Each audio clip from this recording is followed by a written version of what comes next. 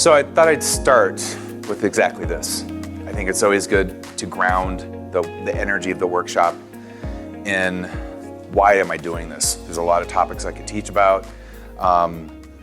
What in me felt called to put together 5 days of teaching and really create this space for you.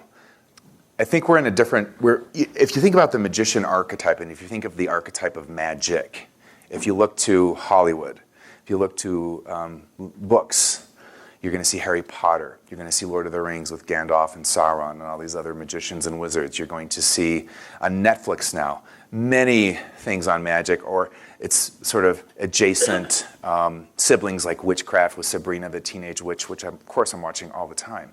And you're going to see all these different things active in the psyche of life right now. You know, and that's why, I mean, Harry Potter was an 8-movie phenomena. Who gets away with 8 movies? Nobody anymore. But that got away with it, not to mention the book and the spin-offs. And so there's something in the psyche of life that wants us to talk about this and kind of approach the archetype of magic, and then I would say, therefore, the archetype of the magician. Now, the archetype of the magician, I'm going to teach you about it deeply. In fact, we're in its territory, this whole entire workshop.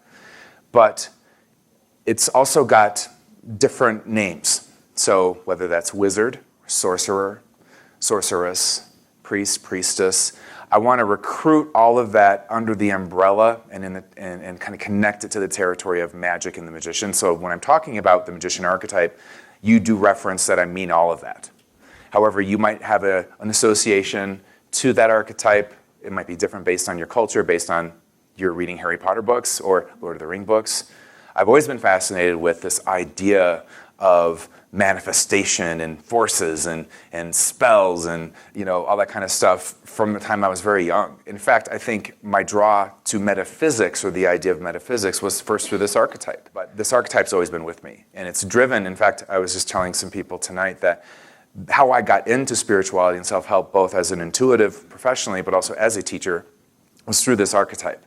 I was 19 years old. I was in college. I had a buddy of mine in my frat who, believe it or not, read tarot cards. And he's like, "Do you want me to do a reading, man?" I'm like, "Yeah." So we did this reading, but what stunned me about the reading was it wasn't fortune telling. It wasn't woo-woo. It was so psychologically sharp and psycho-spiritually sharp. I just went, "Wow, what was that? How did this happen?" And he's like, I've studied the Kabbalah for like 5 years. This is all based on the Kabbalah and its archetypes, and this is an archetypal system of the Kabbalah, which is what tarot actually really is, y'all. It's not. It's so much more now. It's all these different decks and spin-offs, but its origins, and if you Google it, you'll see this is Kabbalistic, which is the tree of life.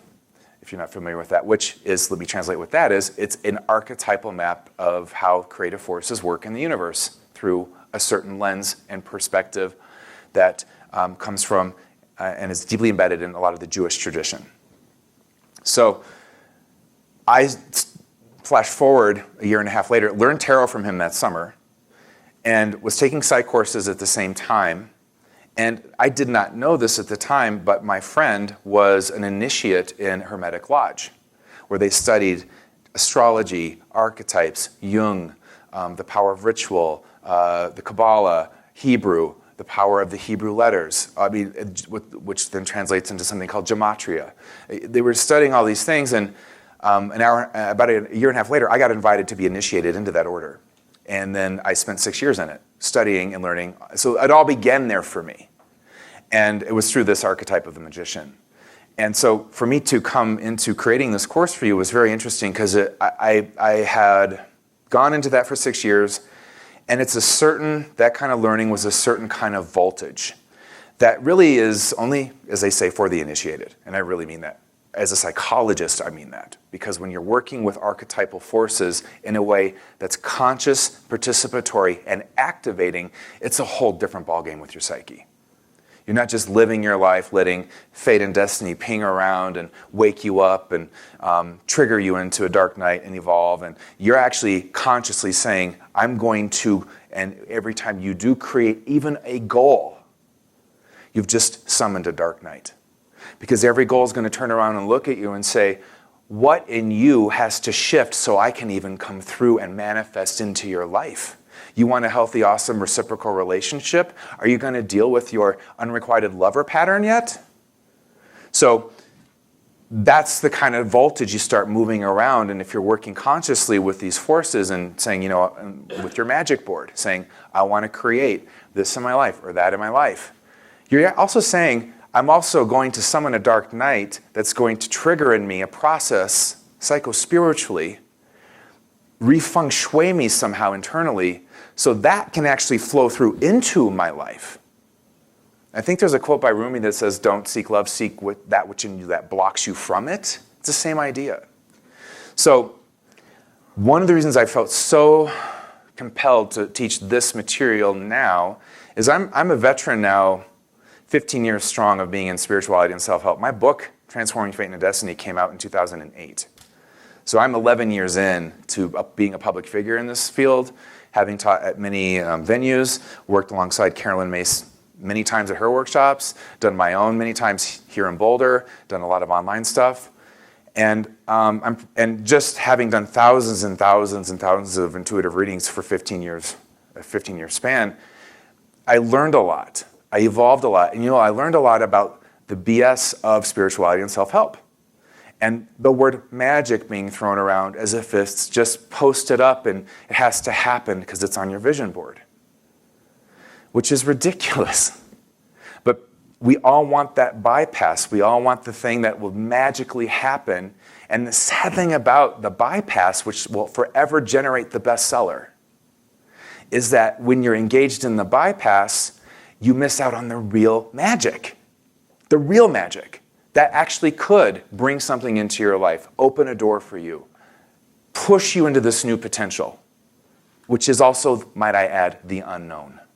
It's time to have a conversation about a few things in spirituality and self-help around magic. And one of them is, in fact, the missing and inconvenient elements about co-creation and manifestation when it comes to your human potential. So someone is an intuitive, my lane has and is knowing how your potential and the voltage of potential flows through human beings. What would block it? What patterns you have that are also, then I go to the higher levels of soul contract. What's your soul agreement? And I break that into two categories. There's fate, there's destiny. There's stuff that you've got agreements with on a soul level in this lifetime you are not ever changing. Some of them are so obvious, they're lost on people. You're never changing how the sun rises and sets. I don't care what vision board you got, right? But if you extrapolate from that, then it gets more interesting when we get to the psychic territory of who you are. People don't realize, I don't care what you put on that vision board, you'll never be more powerful than a pattern, ever. Until you understand that pattern, do an anatomy or an autopsy perhaps on that pattern, and understand why your system has that pattern alive in many ways to help you survive an era of childhood or trauma that you needed that pattern for. And yet you're 40 and it's still doing the thing, doing the do.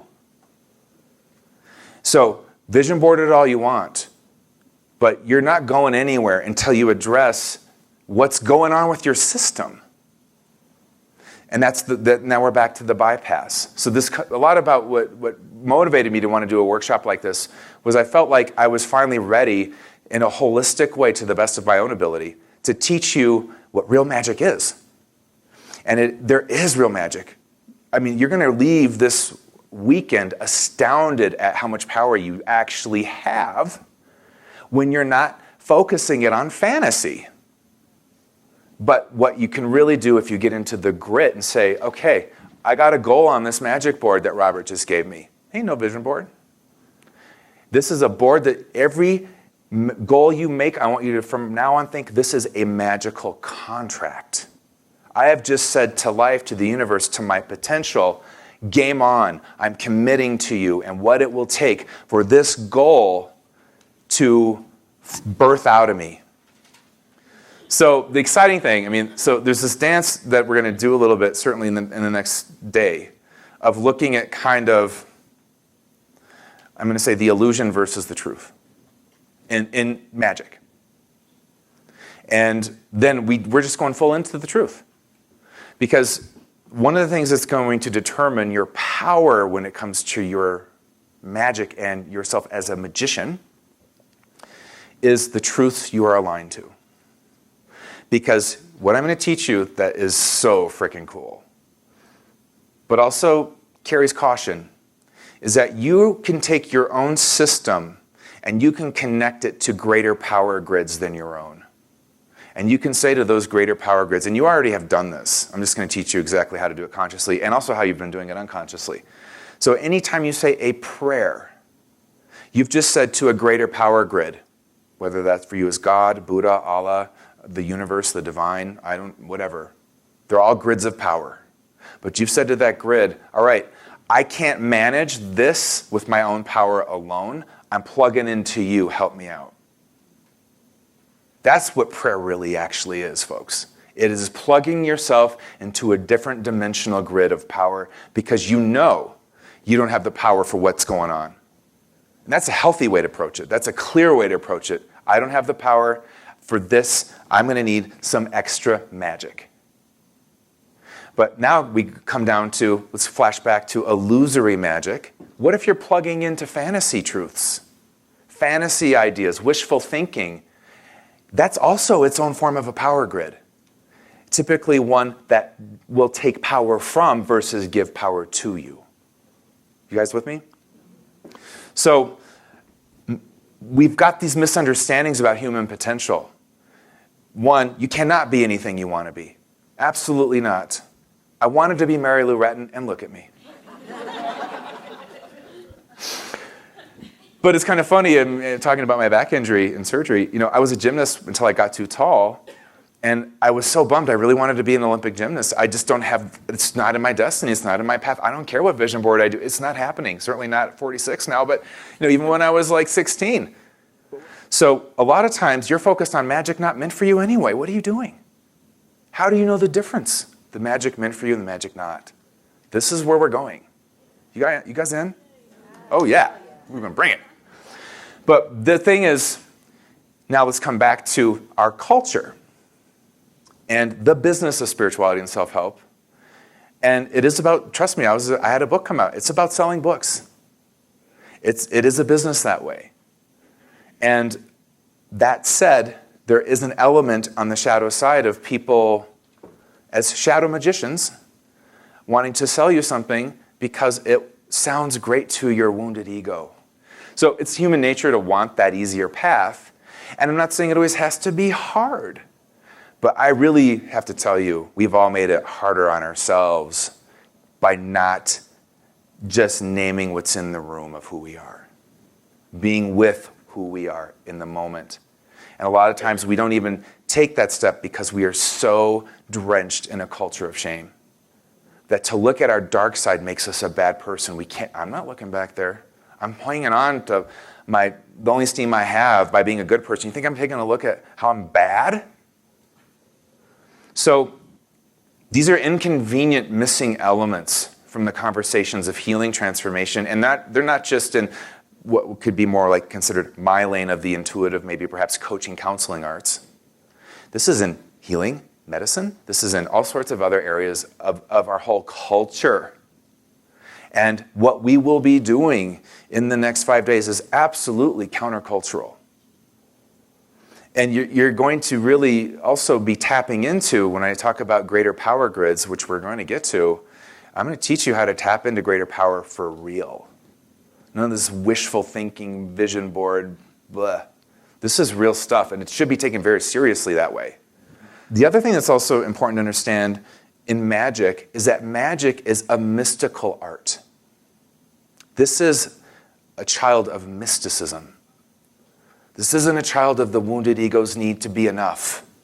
So give me my McMansion and my whatever else I'm going to throw on the vision board so I can get to enough. And one of the things I want you to run through your system as a metric is, do I want what I want with these goals? We're already onto it. Because they get me to being enough. Because the truth is, I don't feel like I'm enough right now. And here's the real truth about being in a shame-based culture with esteem, is that you're never probably going to feel like, oh my God, I'm just so much enough. There's not enough room in the room for me. I'm so much enough. You're going to be in various degrees of, today, I got it going on. Genuinely, I'm feeling myself. Tomorrow, not so much. That's called being human. Can we just name that as that's normal? If there's a sense of spectrum to our esteem, then we're getting real with ourselves. But can we lean into what I call soul esteem, where you're enough just because you're here? Yeah. We can plug into grids of power that can fuel that too. But I wouldn't plug into the one that says, hey, get to enough by fill in the blank. And that's the one we're defaulted into when we're born here. This culture's told us that from birth there's something wrong with you. Catholics call it original sin. I just call it original shame. But every religious tradition has another version of that. You'll find the same message in Hinduism. You'll actually find it in Buddhism. It's languaged in, hey, be enough to finally get off the wheel of reincarnation. Keep working it out. It's the same thing in different language. You guys get that? And I could go through your bookshelves at your homes and your spiritual books, and I could pull them out and start riffing out where the shame is right away. Now, check it out. You plug into that book, you plug into that philosophy, the whole while you are just feeding your shame loop. And you think, no, I'm learning new ways to heal and fix myself. In soul esteem, there's nothing to fix. You're enough just because you're here. And that's just the truth. Everyone's enough. And that's not a truth that I have on full blast in my system. But I've had it whip through me a few times enough to know, wow, that's actually there. Wow, I could actually just be enough because I'm Robert Ohado. Hello. So when you get to magic, you've got to know, hey, what's my orientation to the divine? Do I have a relationship, a mystical rapport with the divine that goes like this? If I position myself somehow in a favorable relationship with you, then you will shower upon me good things.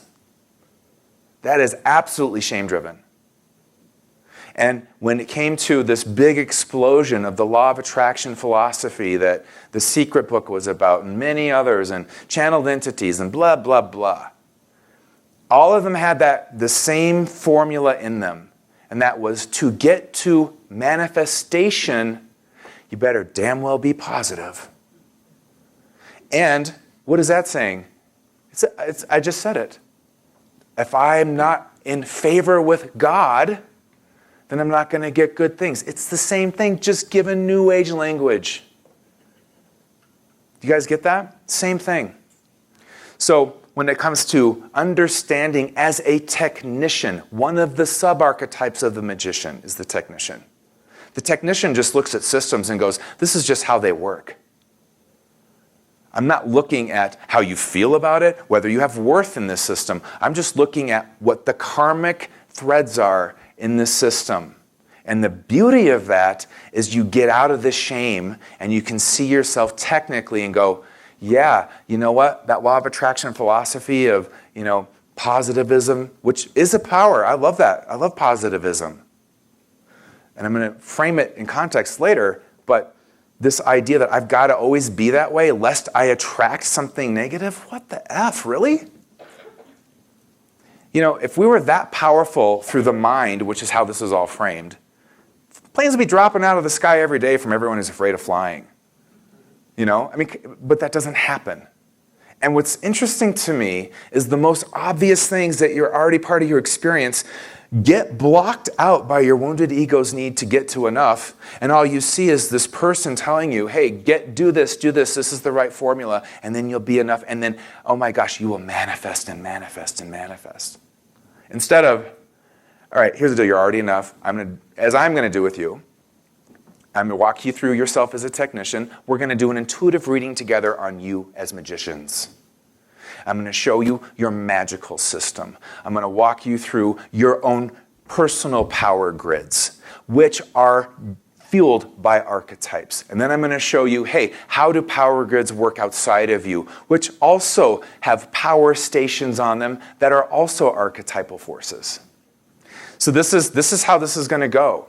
And there's many inconvenient things about our orientation to God we have got to address along the way. How many of you, if you're honest now that I'm talking about this, go, yeah, I guess I pretty much do have a shame-based relationship with whatever God I tend to be praying to all the time? All right, don't make me read you, because I'm telling you, I will start the readings now.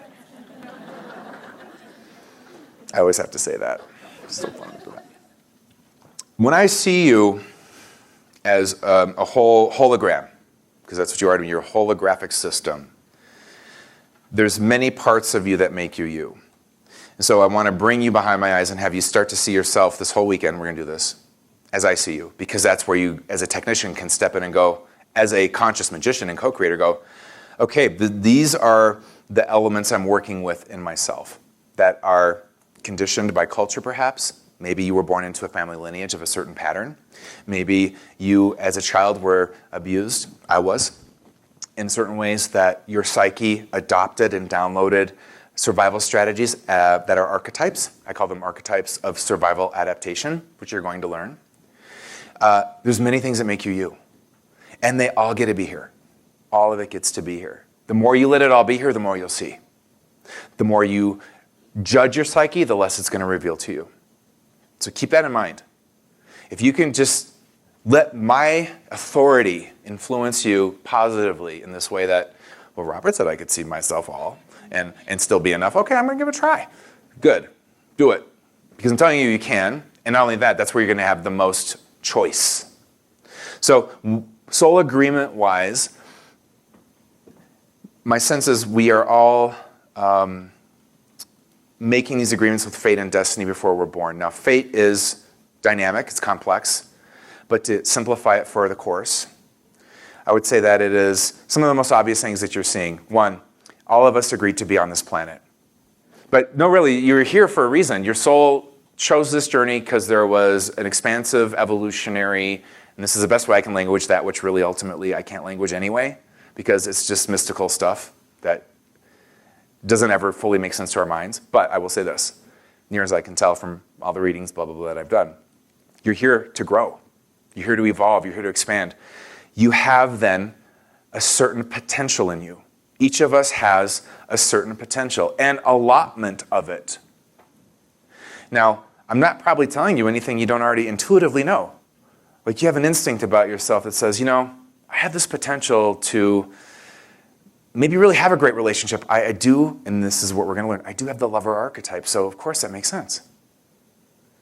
Or I have this potential to be a healer. I have the healer. I care about people. I want to heal them. I understand I have an interest in healing. So I have a potential to be a healer. So one of the reasons I also want to do this course is because there's this shift going on with human beings and our potential. Destiny is this space in your contract where you've got potential, you haven't, your soul's, so destiny is this. Your soul says, okay, there's fate, it's going to frame and set up my destiny. Some of it I can change in the fate, some of it I can't. And we're going to get to how you know the difference. I'm going to help you with that. But then there's destiny, which is, I've got a soul contract to be an alchemist or magician here. I've also got a soul contract to work with what I call our destiny archetypes. Big part of this workshop. Destiny archetypes are forces and patterns and grids of power that your soul has not worked with yet. You don't know these forces. You haven't created through these patterns yet. They're new. They're the unknown of your soul's journey. So the fate sets you into the destiny, and the destiny becomes, okay, I've got this pattern to work with these energies, these forces. And, for example, all of you have a destiny, or you wouldn't be here, to work with the magician. You may have never even thought of this archetype. You might be like, what? By the end of it, you're all going to be wanting to go buy a Harry Potter wand. So, and here's another part of this. So destiny is, I had, so let me jam you up in the best way again. I had a soul archetype of teacher and destiny. I came in with that archetype, but I also had a contract on a soul level to evolve and grow into it more. And then this archetype in this lifetime of being an integrator, which is one of my archetypes, technician. I came in, and then I got to add these in because these are the ones that kick my ass. Pragmatist, practical, and I teach in that way, because that's what I've been. If you want to know what your destiny archetypes are in part, to get a sense of that territory in yourself, I want you to think about your life. I want you to think about every challenge your life or obstacle your life has brought to you as a thematic kind of cyclical thing that keeps coming up and pressuring you to develop a certain kind of muscle to get through your life. So some of you that might be, you know what? I've got to get out of this default that's a family lineage, a cultural lineage archetype called the victim. That life's always coming at me, always doing me wrong. I've got to shift to something called the resilient survivor. Enough. So if your life has been pressuring you, like just to cut the victim story, shit happens. We're going to feel through it. We're going to do the feng shui technical, magical alchemy. We're going to get to new power grids, mystical power, all of that, yes. But let's get on the ground level. What if you've got the addict?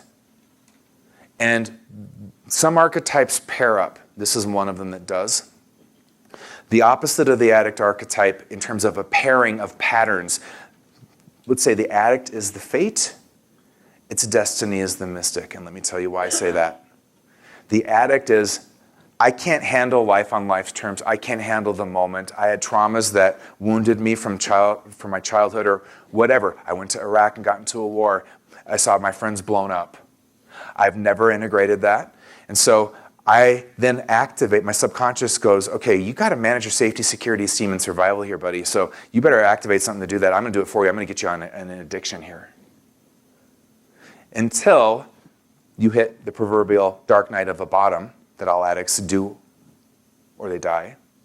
And then destiny, that destiny grid perks up and says, okay, are you ready to finally be with life on life's terms? And in life, people die.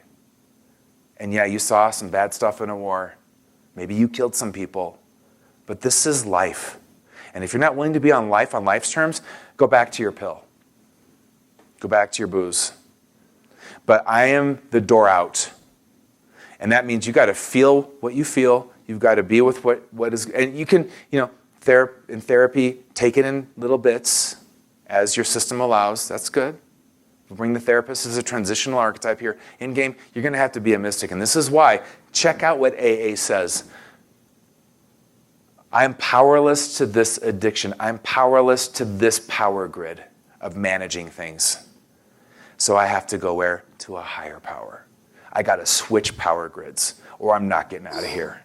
And let's go to what a pattern like that does to your mind. And let's challenge this idea that your minds are so powerful. No, they are not.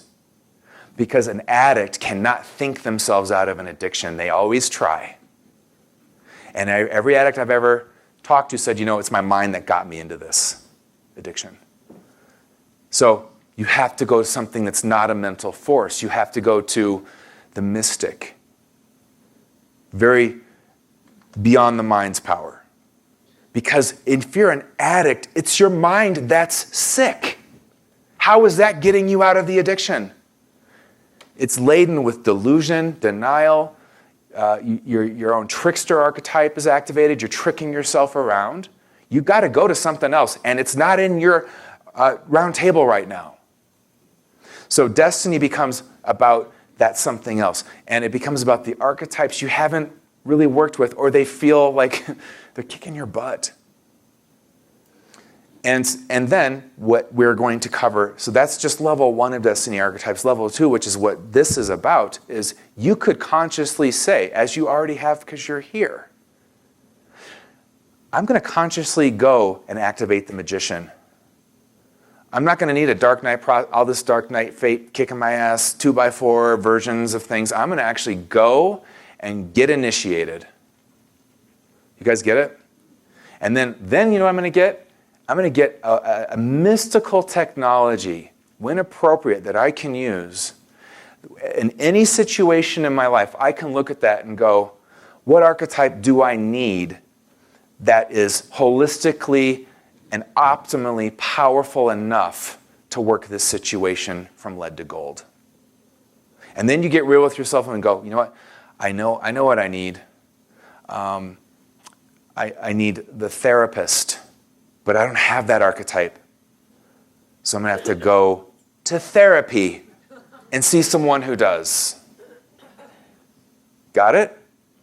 That's one version. That's one option. Maybe you are in a real dark night and it's wired your brain chemistry and your thought patterns into pessimism. You look at that and you go, I need the optimist. So I got to activate that.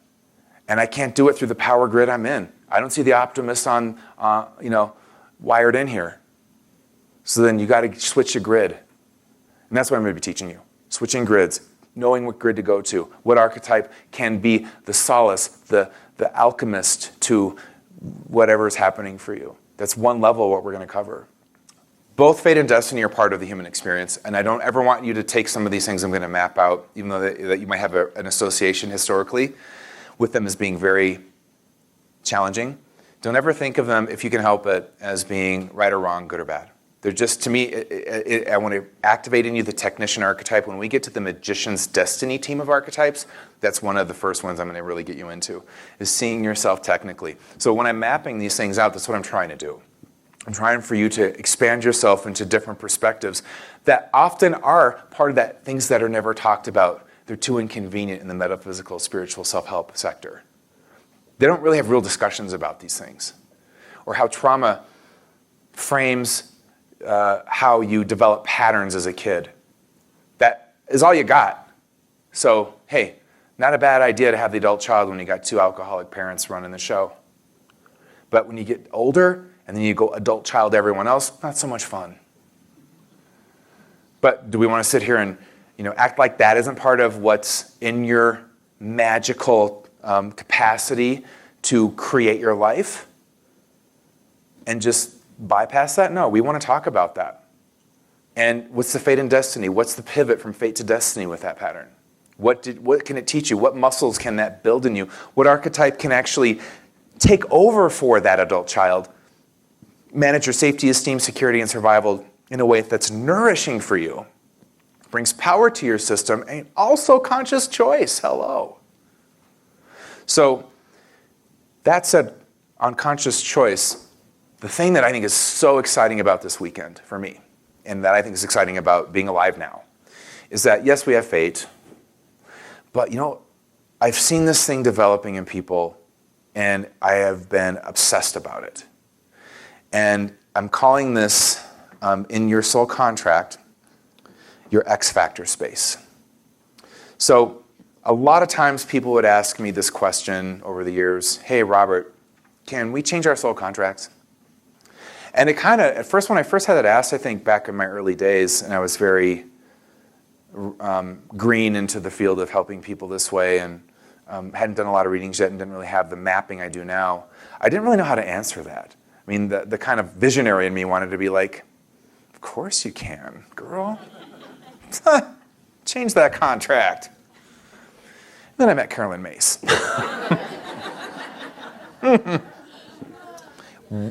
Really? You think you can change it? She's so going to see this video and look at me. Really?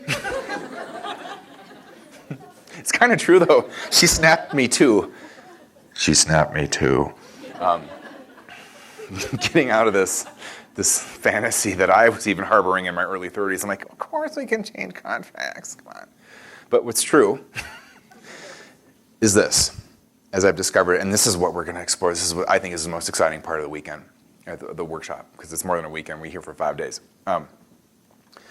There really is this new emerging option in a soul contract to, yes, move beyond what your soul, before you came here, originally contracted for. but there are many caveats. And that moving beyond is magic. It is the magic of your contract. The X factor space is the magic of your contract. Now, what I want to say about the X factor space of our human potential is this. You cannot do magic until you tell yourself the truth about your system. If you're in a lie with what your system really does, or misperceiving it just because you don't see it as clearly as maybe you could, you're not going to get traction in actually engaging a magical option in your contract. I'm going to say this a few different ways because there's so many ways I could say this, teach you this, and I want to cover different bases and ping around. Said another way, you cannot change your soul contract with your wounded ego. Forget about it. Not going to happen. And you know what? You've all already tried. So I'm not telling you something you don't know, but I'm keeping it real and I'm telling it to you in a way that hopefully is going, oh yeah, duh. So that said, and I'm going to teach from that. You know, you can't change your soul contract through your wounded ego. The question becomes, well, what can you change it through? And that is the intriguing door to open. Personal potential, and let me define the word potential. Potential is something that has the inherent capacity of coming into being.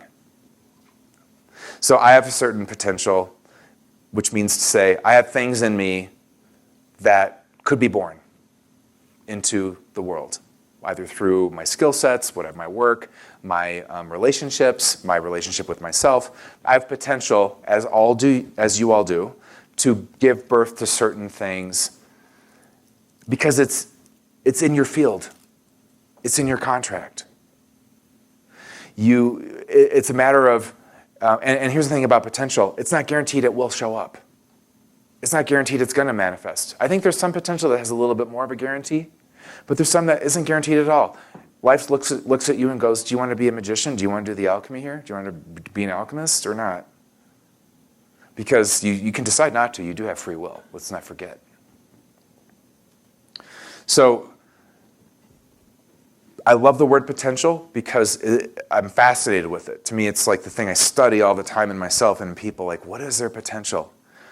I think it's an act of wisdom, and some of your night work tonight maybe is to reflect on what is my potential? Am I honest about what it is and isn't? Do I chase the potential of others as if it were mine to get to enough? Potential is connected to X factor space. Because when we get into the magical zone of your soul contract, we're in a space where there's a big question around potential. Could it happen? Couldn't it? The gods don't even know. And this is new. This is a new emerging zone in people. And you guys I've never taught this before. This is the first time I'm teaching it this way. I'm teaching you about this zone that I strongly feel everyone has some of, and that you could cultivate more, and yet in some areas you won't be able to. Both are true. So you're going to have to learn, and it'll keep your intuition clear, how to live in the both and of your intuitive system and your life questions and of situations. Because that'll get you clear answers so much. If you're looking for either or yes, no questions, you're jamming your intuition already.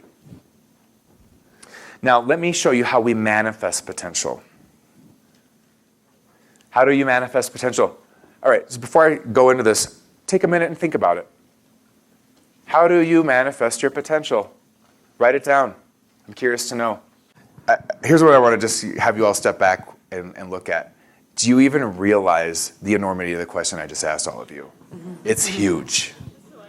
So, right, that's why you're here, I know. That's why I'm pinging you around, because you can't answer this question. You guys did your best. I applaud you. Fantastic. But the point is, you can't answer it in just one thing. How you manifest your potential is a massive question. It's so massive, a lot of you probably just went blank, like, I don't know. Tell me. That's what I paid you for. Oh, I felt you. So I will tell you. Do you all have a sense of maybe and so I'm going to call these archetypes. And I'm going to call them archetypes, and I mean archetype from two places. I mean, part one, as we're going to explore when I say archetype, that an archetype can be just a creative, pure force of electricity and power that, as a magician, you can channel. One of the other sub-archetypes of the magician is the channel. Magicians channel energy. This is the magician. There's this sense of this infinity symbol is the infinite mystical territory of energy, spirit, the monadic territory of God, whatever you want to call it. And the magician channels, has a rapport with the forces of the nature grid, and channels down. So the magician is a manifesting force. And there's a difference, as I will teach you, between the magician and the shaman. What they have in common is they're both transdimensional archetypes. If we went to the Greco-Roman origin of this archetype, we'd end up at Hermes. Hermes was the one god that could go to Olympus, chat with Zeus, head down to Hades, chat with Hades, go to the ocean, hang out with Poseidon, and then, hey, go see some mortal. No other gods did that. No other archetypal forces had that kind of flexibility to maneuver around power grids that way. The magician can. It is transdimensional. The shaman is as well, but the shaman's initiation into being transdimensional is through a wound. The magician's is not. So there is a difference. They share common territory as being shamans heal you, not because they generate the healing, they channel it from, if we're going through maybe a Native American understanding of that power grid, through the power grid of the Lakota and the elders in the energetic realm and the thunderbolt beings and everything else that can flow through and heal. So I'm just getting you anchored, because when we get to tomorrow, we're going to go deep into the magician. That's where we start. And this is all about you. This is about you channeling what? Something into being. Whether that's healing somebody, whether that's... So then the magician hooks up with another archetype. So if I'm channeling healing, I got the healer with me. I got the healer guiding me to the healing grids of power and pulling from them into, an illness to heal somebody. Now, keeping that in mind, we're going to go back to this. This diagram is everything. Everything, everything, everything. I downloaded this, I saw it. There's a difference between vertical manifestation and I want you to think of horizontal manifestation. This is an introduction because I really do feel, back to X Factor space, that all of you in this room are ready for a magical upgrade. And I really do see it that way, because when you start to think of yourself technically, it lets you have more compassion for the 10-year pull you'd have toward manifesting potential and knowing there might be a more vertical option. So you're already in the mix of initiation here. And there is an element to magic and the magician archetype that does involve the archetype of initiation 100%. And we're going to talk about that tomorrow. Check out this diagram. Play with it in your mind. Play with it with your goals. We're going to be going over and into it many times over the weekend. What does it take to do magic? We're going to wrap this up here. It takes a skilled understanding of your soul contracts with fate and destiny. It takes deep alignment to mystical power. It takes harnessing the power of archetypes. It takes knowing power grids, how to access them in a way where you can contain and channel power without frying your own wiring out. It takes working with, that said, the laws of the human psyche. You all have an ego. You all have a subconscious mind. You all have a shadow side. So you want to deal with that? You want to include that in the discussion of goals and making things happen for your life? It takes intuitively perceiving the holographic nature of co-creation and the magical laws of life. You've got to understand that every goal you set in motion, every magical contract you make, what will happen at some point is it's going to move through your system low enough to where it hits the Earth's grid of karma. And when it hits the Earth's grid of karma, it's out of your hands what happens next. But this is what I'm saying. You got to know the greater grid. And when we go through your goals, we're going to assess that to the best we can. You can get a read on that. And then you go into yourself. Do I even have the archetypes for this? How do you know that? That's what we're going to be looking at. So to do magic, you got to have that down. And you got to have a commitment to work with the ethics of being a spiritually mature adult, something sorely lacking these days. So what do I mean by spiritually mature adult? We tell ourselves inconvenient truths. We have a shadow process that keeps us in some kind of integrity and ethics with ourselves. We love ourselves to the best of our ability, no matter what. And we self-parent ourselves mystically in such a way our inner child feels safe no matter where we go. So we're not projecting onto life or the world or a spouse or a partner or whatever for them to be mommy or daddy to finally give us that elusive safety we never had. We adult up. And we start to tell ourselves about our limits, and we start to tell ourselves truths about our potential. And we also start to honor where we don't know answers.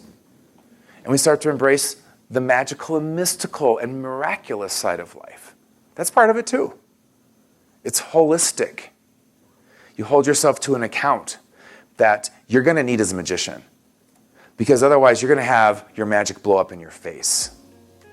And you can go, just like that dude in Harry Potter. I don't know what was his name that would always blow his face up. You know what I'm talking about.